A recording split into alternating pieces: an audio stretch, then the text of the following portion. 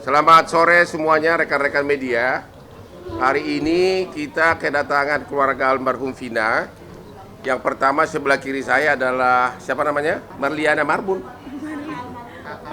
Gua kira Marbun soalnya istri gue marganya Marbun. Marliana ya? Iya. Kakak kandung almarhum. Iya. Ya, kakak kandung dari Vina. Iya. Bapak siapa? Wasnadi. Wasnadi bapak kandung almarhum. Ibu Sukaisi ibu kandung dari almarhum. Dan yang ganteng ini, tapi saya lebih ganteng, Diraj. Diraj. Dirat, produser yang bikin film ini. Oke. Agar lebih terorganisir, saya akan mencoba dengan mengajukan pertanyaan yang mewakili kalian. Karena kalau kalian nanti terlalu kemana-mana, kurang terlatih sebagai wartawan seperti aku. Kejadiannya tanggal berapa? Kamu bersaudara berapa orang? 4. 4 orang. Kamu nomor berapa? Saya nomor 2. Almarhum Bungsu. umur berapa dia pas kejadian itu? 16 tahun. 16 tahun. Itu tanggal berapa? Tanggal 27 Agustus 2016. Kejadiannya pertama dia dibonceng sama cowok yang juga almarhum. Iya. Dari mana ke mana berangkatnya? Dari rumah, izin mau main. Mau main, dijemput sama cowok ini? Iya. Oke. Mau jam berapa itu kejadian? Habis Isya kalau nggak salah. Oke, habis itu nggak tahu lagi beritanya? Iya. Nggak tahu lagi beritanya? Baru tahu kemudian bahwa almarhum sudah meninggal berapa lama kemudian? Di jam setengah 1 malam. Malam itu juga? Iya, di malam itu. Yang kasih tahu siapa? Ternyata yang ngasih tahu itu pelaku datang ke rumah. Awalnya kan nggak tahu itu pelaku ya. Datang ke rumah. Pelaku yang juga udah divonis? Iya. Dia bilang apa? Dia bilang Vina kecelakaan. Oke. Ya, terus bapak sama kakek itu datang ke rumah sakit. Di situ masih ada nafas sih sebentar, terus nggak lama dia meninggal.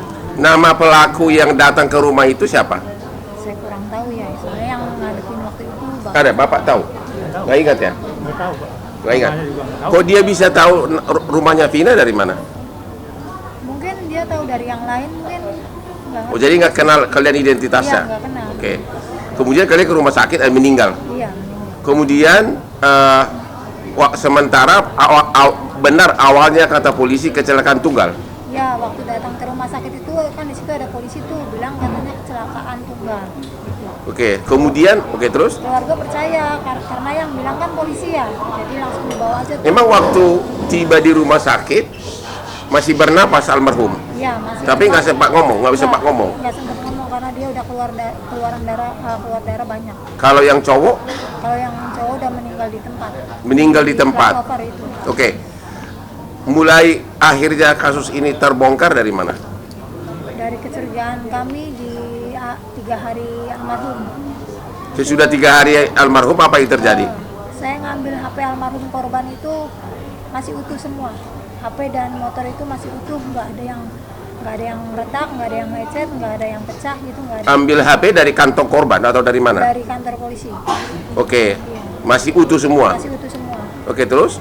Terus saya curiga di situ kok bisa kecelakaan yang hebat kayak gitu, HP nggak ada lecet, nggak ada retak, Oke. motor pun nggak ada lecet, nggak ada. Motor nggak rusak, Nggak rusak, HP korban. HP tidak rusak, tapi oleh oknum polisi saat itu disebutkan kecelakaan tunggal gitu. Kecelakaan tunggal. Nah, ini nih perhatian dari polisi nih, ya. Motor tidak rusak, tapi HP tidak rusak, tapi pernyataan pertama dari polisi disebutkan kecelakaan tunggal. Oke, terus? Terus saya pulang, saya sama keluarga yang lain tanda tanya di situ. Cuman Ya. kami keluarga nggak ngerti apa-apa, cuma hanya Ya. sekedar bertanya-tanya aja. Terus malamnya itu jam 1 malam saya ditelepon sama abangnya temennya bahwa bilang kalau almarhum adik kamu masuk ke tubuh ponakannya. Jam 1 malam saya datang sama bapak itu ke sana. Oke. Terus Jam menceritakan. 1 malam hari ketiga, Ketiga, kalian ditelepon oleh abangnya yang kesurupan itu. Iya. Namanya siapa? Linda. Oh, Linda kesurupan. Berapa jauh rumahnya dari rumah kalian? Berapa jauh sih? Satu kampung, 2 kampung? Enggak. Tahu ya, tahu. Ya pokoknya kalian pergi ke rumahnya. Iya. Terus ditelepon sama abangnya, katanya Linda kesurupan gitu. Ya, adik kamu nggak mau pergi sebelum ada yang disampaikan. Oke, akhirnya kalian datang ke sana. Ke sana. Kamu ikut? Saya sama bapak. bapak. Terus Ya. apa yang kau lihat?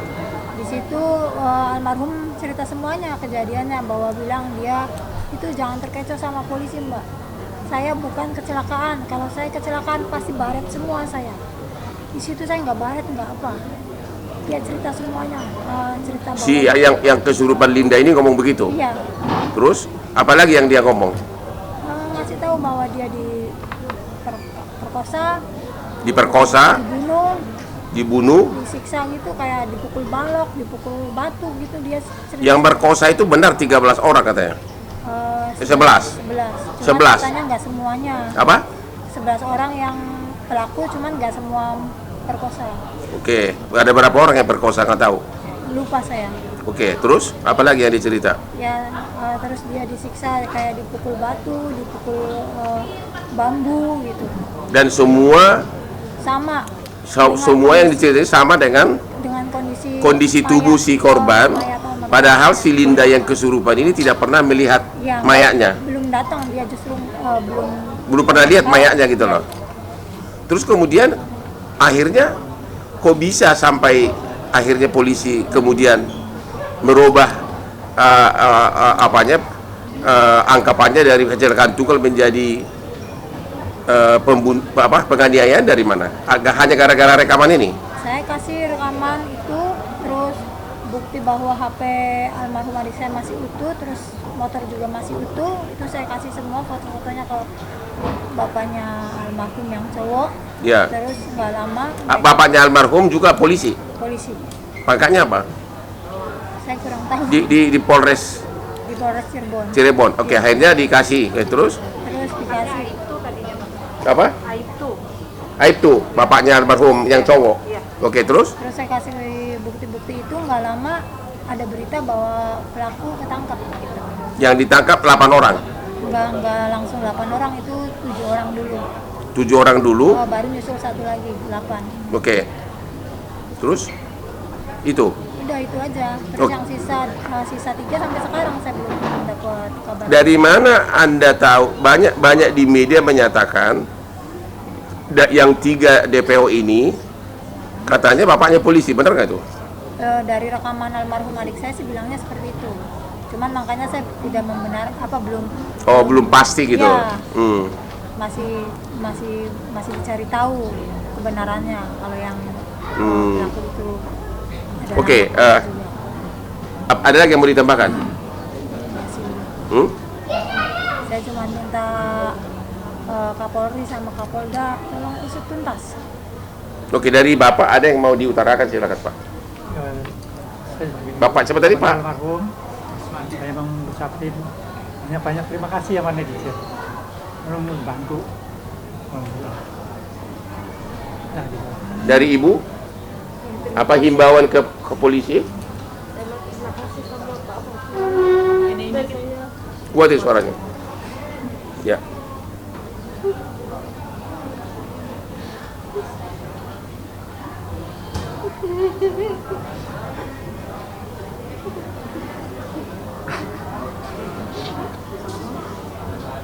Jadi Ibu mengucapkan terima kasih kepada Pak Hotman Paris, kepada Pak Derat, pada netizen se-Indonesia yang sudah mau membantu menaikkan lagi kasus ini, membantu supaya Oke. terungkap.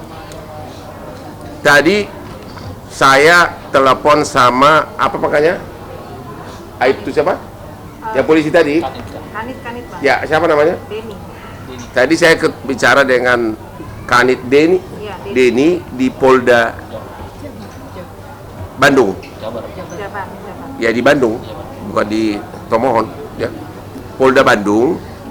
Ada hal yang menarik pernyataan dari si Denny ini, Kanit dari Polda Bandung. Dia bilang kasus ini rupanya sudah dilimpahkan dari 2016 ke Polda dari Polres Cirebon. Nah, yang menarik adalah hampir semua 8 orang yang ketangkap ini pada saat di BAP pertama menyatakan ada 3 orang lagi pelaku. Oke, semua ada di BAP. Ya. Nah, tapi kemudian berubah. Ya. kemudian berubah sesudah bawa limpah ke kejaksaan, mereka merubah BAP-nya. Itu satu. Dari segi logika manusia normal pun nggak mungkin 8 orang itu ngarang cerita bersamaan di awal-awal pada saat ditangkap, ya kan? Berarti benar itu ada 3 orang, ya, dari penafsiran kita sebagai ahli hukum. Karena pada saat di BAP kan terpisah, hampir semuanya mengatakan ada 3 orang lagi. Tapi pada saat dilimpahkan ke kejaksaan, mereka merubah BAP sehingga diduga ada pengaruh di sini. Ada pengaruh di sini sehingga 3 orang ini bahkan sampai sekarang seolah-olah alamatnya tidak jelas, padahal itu harusnya di BAP itu ada, ya. Dan jadi himbauan kami kepada Bapak Kapolri adalah ini ada sesuatu yang tidak beres di penyidikan di awal.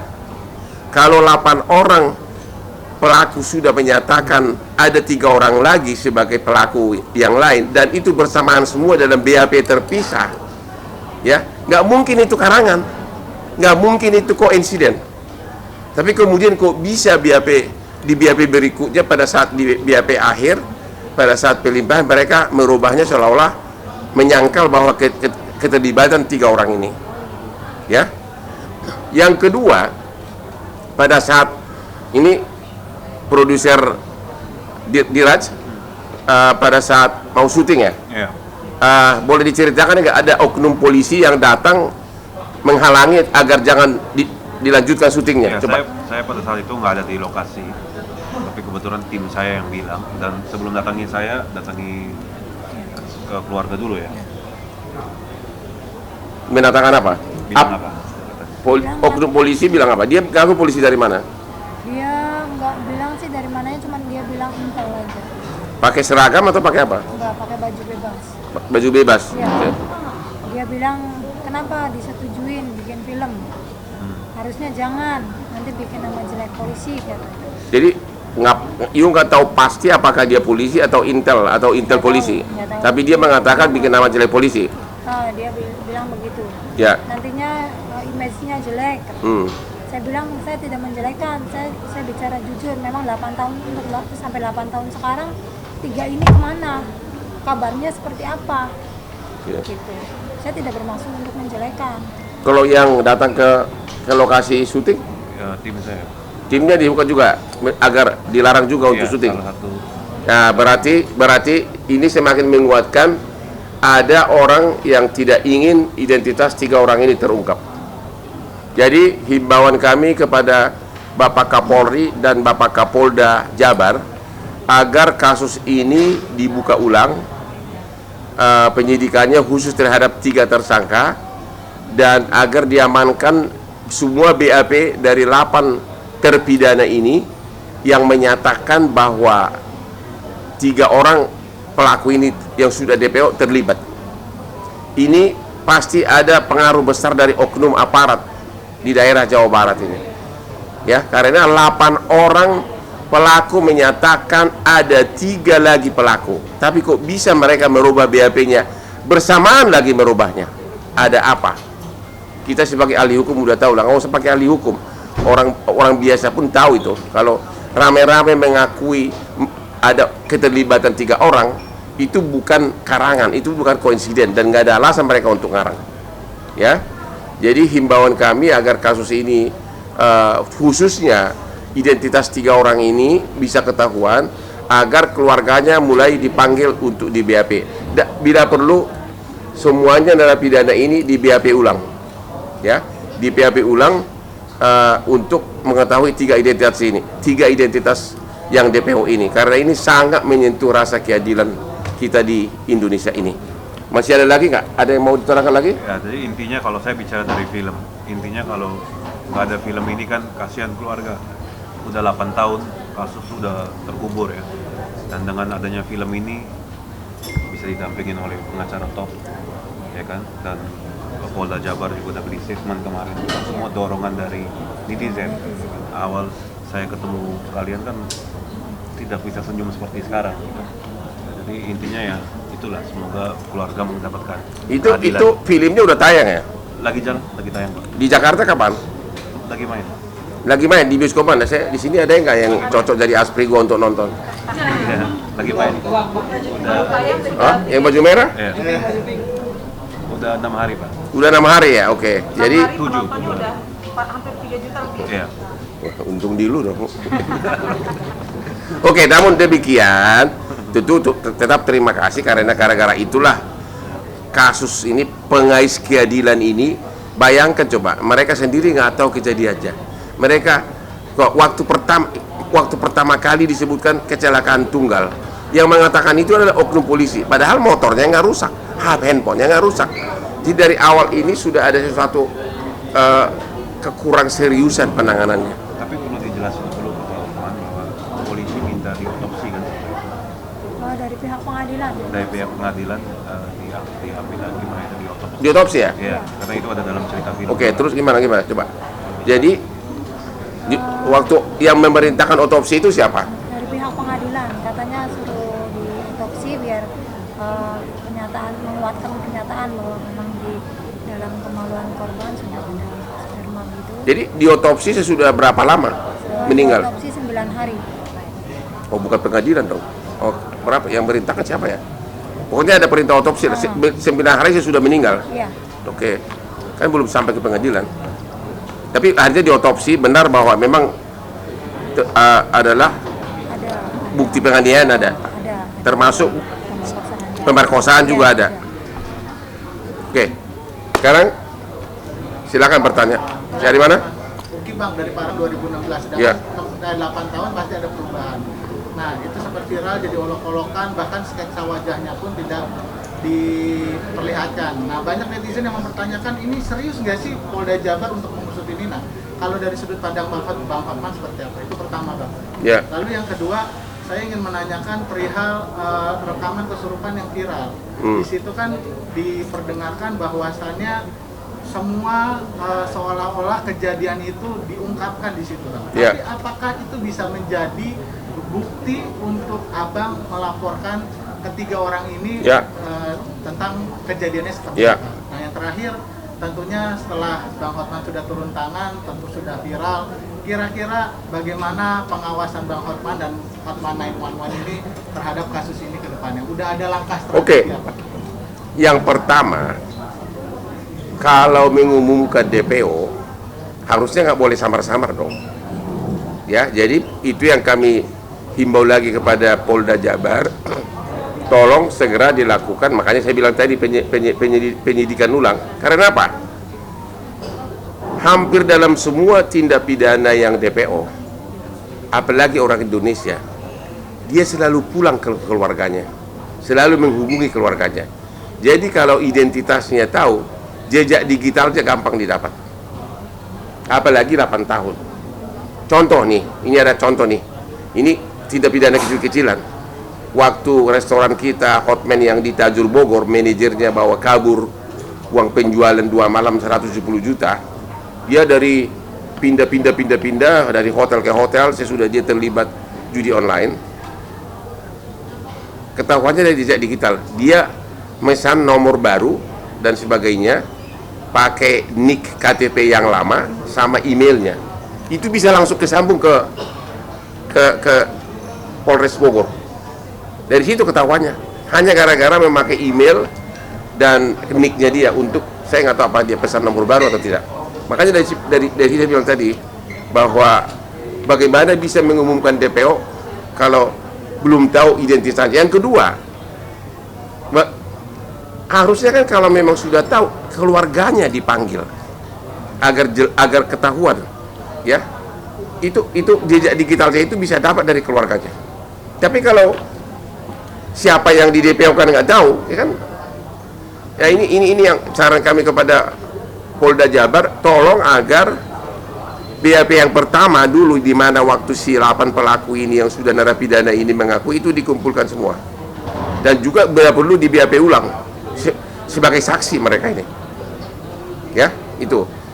Yang kedua apa tadi? Bukti rekaman yang Oke, kesurupan itu, Bang. bukti rekaman itu jelas bukan bukti, tapi itu hanya sekedar petunjuk. Bukan bukti sah itu, ya, hanya sekedar petunjuk. Tapi melihat sinkron semuanya dengan keadaan apa yang dia ceritakan di dalam kesurupan itu persis sama kejadian apanya yang dialami oleh korban. Itu hanya bukti petunjuk, ya, nggak bisa dipakai sebagai bukti yang sah, ya. Tapi yang paling utama adalah pengakuan dari 8 orang itu waktu dia BAP pertama. Yang ketiga apa? Nah, langkah dari Bang Hotman terhadap kasus ini, ya pengawalannya akan seperti apa? Langkahnya adalah inilah langkah pertama ini. Nah, ini sangat efektif ini, ya. Ini langkah pertama karena ini pasti nanti akan ditayangkan seluruh media. Dan juga pertama barusan saya baru 5 menit ikut sudah langsung dapat informasi bahwa itu barusan dari penyidik itu, ya. Kita akan kawal terus, kita akan suratin terus, kita adukan terus sampai akhirnya orang-orang Polda melaksanakan tugasnya secara profesional. Yang lain? Ya, siapa? Katanya Vina. Tadi saya sempat mendengar katanya Vina itu baru ada perintah otopsi setelah 9 hari meninggal. Apakah memang dari pihak kepolisian atau memang dari ada dokter forensik yang mengajukan diri untuk mengotopsi jenazah Vina?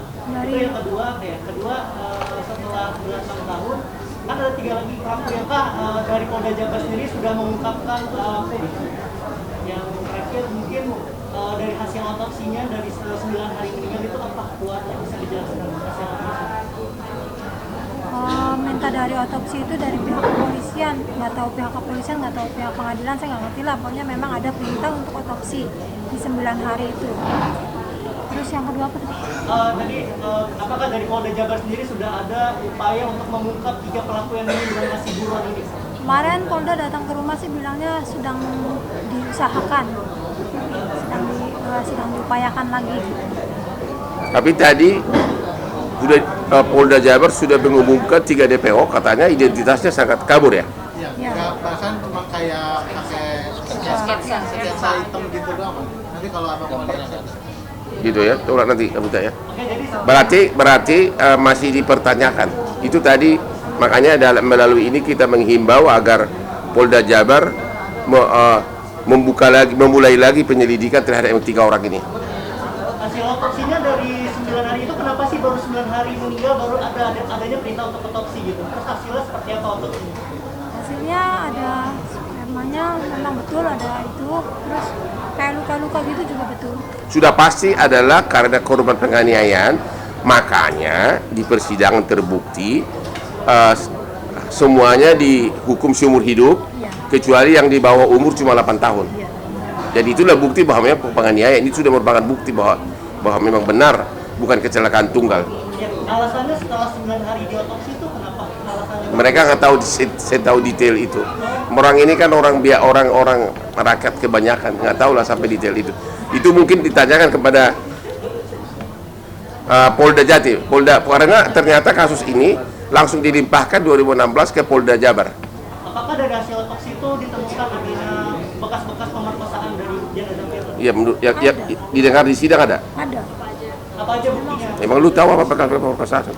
Maksudnya di alat kemaluan Iya. korban itu ada spermanya gitu. Ada spermanya? Iya,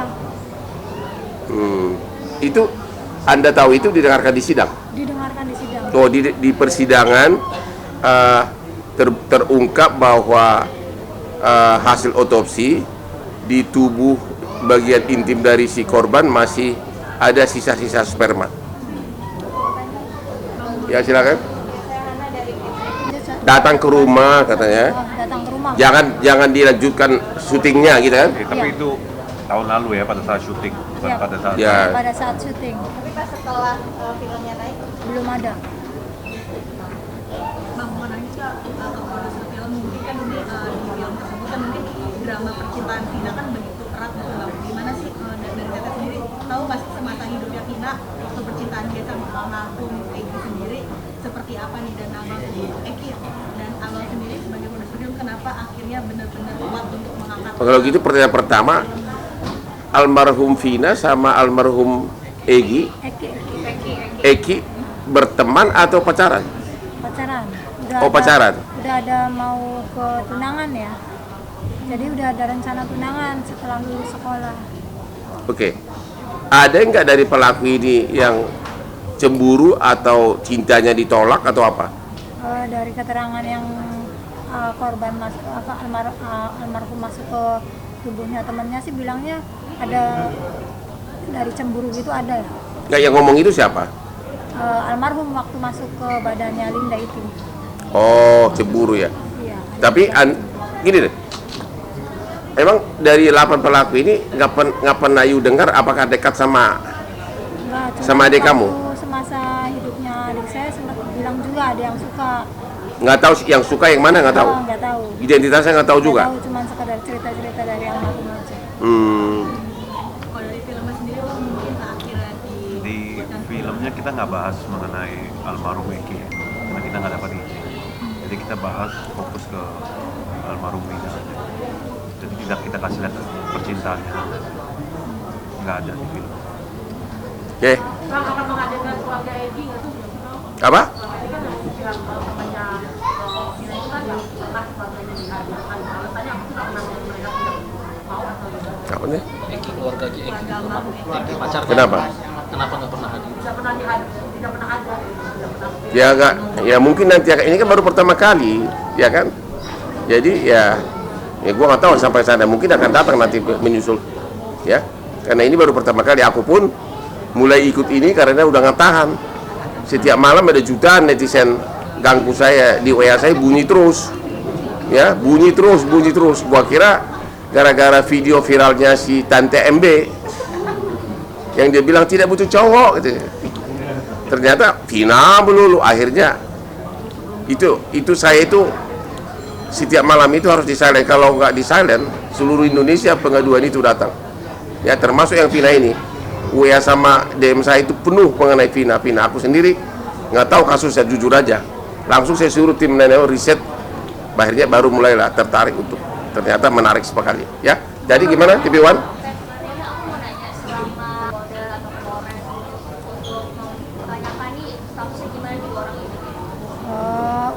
Pernah sih keluarga nanyain, setelah selesai sidang pun sempat nanyain juga yang perkembangan 3 pelaku ini.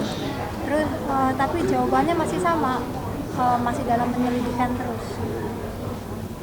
Oke. Ya. Beralih dari CNN, dan seberapa jauh sih waktu proses syuting mengawasi atau memastikan biar syutingnya itu akurat sama buat Bapak Produser. Ini juga memang sudah dapat reaksi dari penonton sudah banyak, tapi juga ada kritik. Boleh ada tanggapannya gitu, kritik yang nyebut kalau ini eksploitasi segala macam.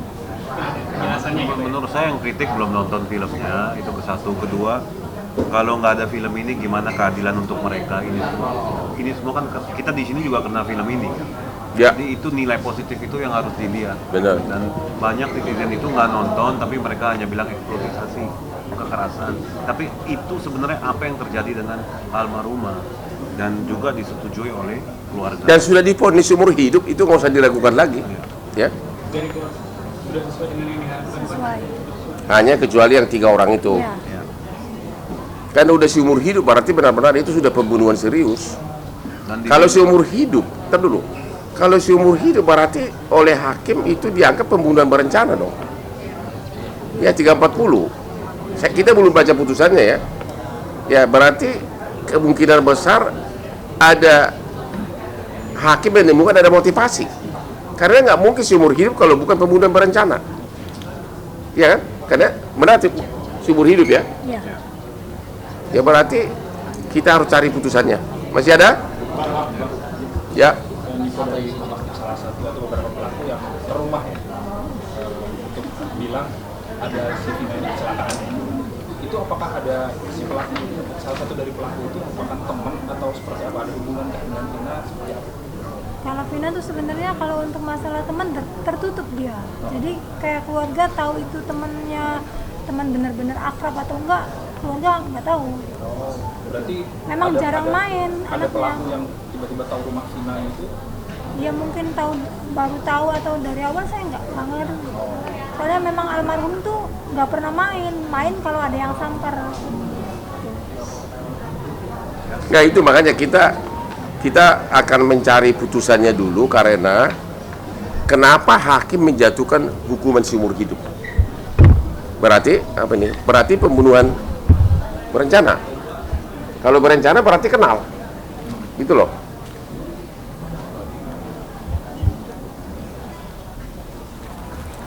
Coba, ada lagi yang bertanya nggak? Sambil gue baca ini. Silakan. Bang Hotman izin tadi sempat nyebut Tulisannya kayak cacing begini. Ada bukti chat dari pelaku lain ke lainnya yang sengaja mau apa ini perkosa dan pembunuh. dan membunuh. Ada bukti chat. Pelaku lain, Bang. Maksudnya sebelum diperkosa udah direncanakan. Ya benar begitu. Waktu di pengadilan itu ada yang ngasih tahu, saya nggak tahu itu oknum polisi. Lo dengar sendiri nggak? Dengar sendiri. Bilang apa? Badannya kayak badan polisi gitu. Dia bilang dari HP pelaku itu memang ada chattingan bahwa sudah direncanakan nih nanti keluar dari alun-alun Sumber kita giring ke sini gitu. Oh, berarti Ada. saksi ya, saksi. Tapi Polda kemarin ke rumah itu bilang katanya mereka menyangkal. Katanya melintas dilemparin pakai batu baru di. Ya itulah, itu berarti hakim lebih percaya kepada direncanakan. Kalau nggak mungkin seumur hidup. Kalau itu cuma penganiayaan biasa nggak, paling-paling 15 tahun. Ya, udah itu. Berarti memang jadi memang di sini kami melihat ada ketidakseriusan untuk mengungkap 3 pelaku ini. Ya, kelihatan jelas bahwa pelakunya 11 orang. Kelihatan jelas 8 pelaku itu mengakui keterlibatan 3 DPO ini. Tapi kemudian mereka membantahnya sesudah mau limpah kasus ke kejaksaan. Berarti ada pengaruh seseorang. Dan kemudian yang kedua, diumumkan DPO sekarang ini, ya, tapi identitasnya tidak jelas. Bagaimana bisa mengumumkan DPO kalau identitasnya nggak jelas? Ya, namanya disebutin. Namanya disebutin. Ada Peggy alias apa gitu. Namanya nggak disebutin. Tapi bukan nama lengkap bang, kayak gitu. Hah? Udah ada Peggy alias Apa ini, beras nih? Iya kan. Gimana tuh bang, tanggapan apa bang? Kan lucu itu. 2016 sampai sini berapa umurnya ada. Ini dari Polda. Polda, Pak. Halo Bapak Kapolda Jabar. Di dalam pengumuman Humas Polda Jabar disebutkan di sini yang DPO-nya Peggy alias Perong. Usia antara 22 sampai 30. Jadi sekelamin laki-laki warga Indonesia. Yang menarik di sini adalah bisa tahu Desa Banjarwangun, Kecamatan Mudu, Kabupaten Cirebon. Pertanyaannya adalah apakah Bapak penyidik Polda Polda Jabar sudah datang ke Desa Banjarwangun ini sebelum mengumumkan DPO? Ya, apakah Polda Jabar sudah mendatangi Desa Banjarwangun, Kecamatan Mundu, Kabupaten Cirebon? Apakah benar si DPO ini memang dari asal sana dan keluarganya ada enggak? Itu kan gampang banget diteliti. Oleh karena itu dalam kesempatan ini melalui media ini kami memohon bantuan dari Kepala Desa Banjarwangun, Kecamatan Wudu, termasuk juga camatnya Kabupaten Cirebon, agar Bapak berkenan untuk mecek wargamu ada enggak warga bernama Peggy alias Perong dari desa Anda yang mungkin juga sudah menghilang, tapi keluarganya ada, ya? Ada 3. Jadi pertama Peggy alias Perong, Desa Banjarwangun, Kecamatan Mundu, Kabupaten Cirebon. Ya, mohon kepala desanya dan camatnya untuk meneliti warganya. Satu lagi Andi, kok nggak ada nama Hotman ya? Andi, usia 23 tahun sampai 31, antara 23 sampai 31, laki-laki. Tempat tanggal lahir juga sama, Desa Banjarwangun, Kecamatan Mundu, Kabupaten Cirebon. Mohon kepala desa, camat meneliti di desa kamu ada yang nggak pernah laki-laki bernama Andi. Satu lagi bernama Dani, umur 20 sampai dengan 28 diperkirakan. Sama juga dari Desa Banjarwangun, Kecamatan Mundu, Kabupaten Cirebon. Jadi Bapak penyidik Polda Jabar, khususnya Direktur Pidana Umum dan Kapolda, tolong benar-benar penyidik segera mendatangi desa ini. Ini desa ini jauh nggak dari kampungmu? Lumayan. Berapa jauh? 10 kilo. 10 kilo ya. Jadi gini, nama ini dapat dari siapa sama desa ini? Berarti ada kan diberkaskan? Itu loh. Ya kenapa nggak diturunkan tim ke sana? Bapak Kapolri, ini wargamu ini benar-benar menangis ini Bapak Kapolri, kasihan ini. Nama desa TPO ini ada semuanya. Kenapa penyidik belum turun ke sana? Terima kasih.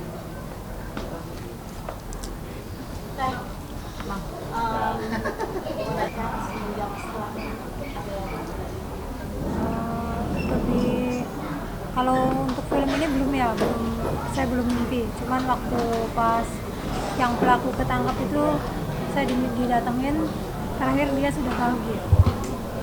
Tapi yang untuk masalah Itu benar. Nah, terus sudah dilepas. Satu lagi loh, aku belum puas. Aku mau ngomong lagi. Kalian kutip ya. Yang mana? Bikin rekam dong sekarang. Yang mana? Yang tadi satu-satu. Biar ke seluruh warganya diumumin. Kau rekam. Udah. Himbauan dari tim Hotman 911 dan juga keluarga almarhum Vina kepada camat, kepala desa dan seluruh warga desa Banjarwangun, Kecamatan Mundu, Kabupaten Cirebon. Ada 3 orang yang diduga sebagai pelaku penganiayaan menimbulkan meninggalnya Vina dan dugaan pemerkosaan, katanya berasal dari desa kalian, yaitu bernama Peggy alias Perong, Andi, dan Dani. Kalau memang 3 orang ini benar berasal dari kampung kalian, mohon segera dikasih tahu ke kepolisian dan juga kepada tim Hotman 911 di Instagram Hotman Paris Official agar segera dilakukan pencarian. Benar nggak 3 orang ini pernah tinggal di kampung kalian? Dan kedua, apakah keluarganya masih tinggal di sini? Keluarga dari 3 orang yang diduga pelaku pembunuhan dan pemerkosaan ini. Terima kasih dan bantuan kalian sangat diharapkan, ya, sangat diharapkan. Ya, terima kasih.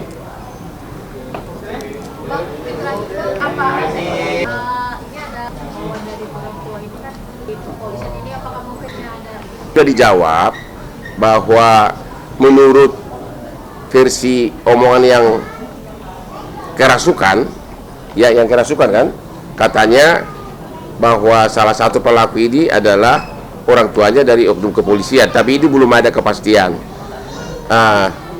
terutama yang DPO ini, ya. Namun kita ada kecurigaan, karena apa?